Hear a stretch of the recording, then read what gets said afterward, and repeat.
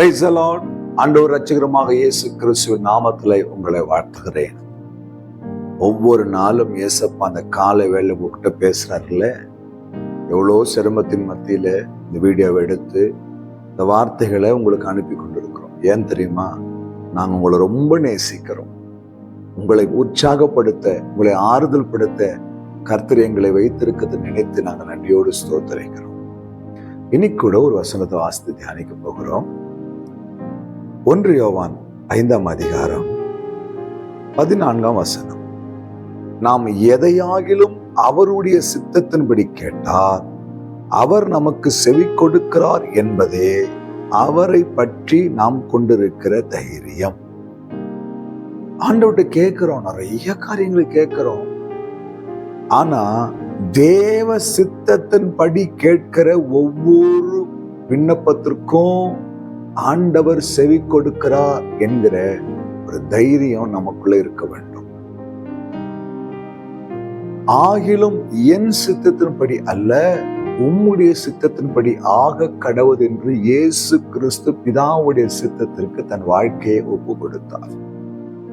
என் அன்பு தெய்வ பிள்ளைகளே, என் அன்பு சகோதரனே, நீங்கள் எதை கேட்டாலும் தேவ சித்தத்தின்படி அந்த சித்தத்திற்கு ஒப்பு கொடுத்து நீங்க அவர்கிட்ட கேட்கும் பொழுது அவர் உடனே அதுக்கு செவி கொடுக்கிறவராய், பதில் கொடுக்கிறவராய், நிறைவேற்றுகிற தேவனாய் இருக்கிறார்.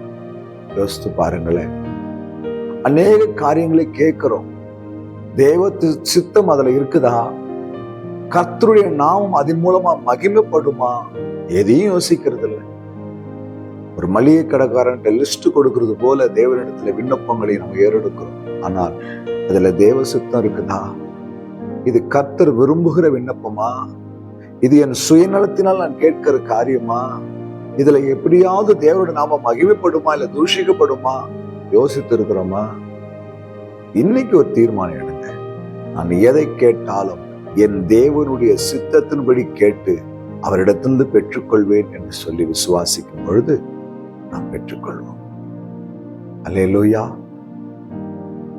என் பிதாவுடைய சித்தத்தின்படி செய்கிறவனே அல்லாமல் என்னை நோக்கி கூப்பிடுற எந்த மனுஷனும் பரலோக ராஜ்யத்துக்குள்ள பிரவேசிக்கும். அவருடைய சித்தத்தின்படி செய்து அவருடைய சித்தத்தின்படி கேட்கிற பெற்றுக்கொள்ளுகிற ஒவ்வொரு மனிதனும் ஆண்டவரால் ஆசீர்வதிக்கப்படுகிறான். என் அன்பு சகோதரனே, உங்க வாழ்க்கையில தேவ சித்தம் இருக்குதா? நீங்க கேட்கிற ஜெபத்துல தேவனுடைய சித்தம் இருக்குதா? ஒருவேளை அந்த சித்தத்தை அறிந்து கொள்ள முயற்சி பண்ணிருக்கிறீங்களா?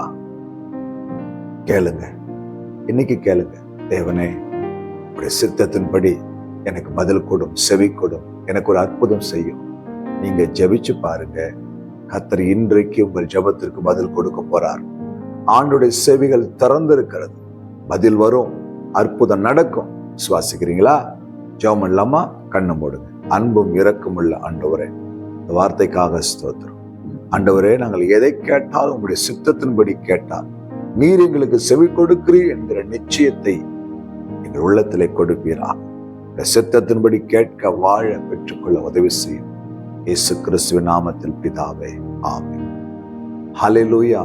God bless you.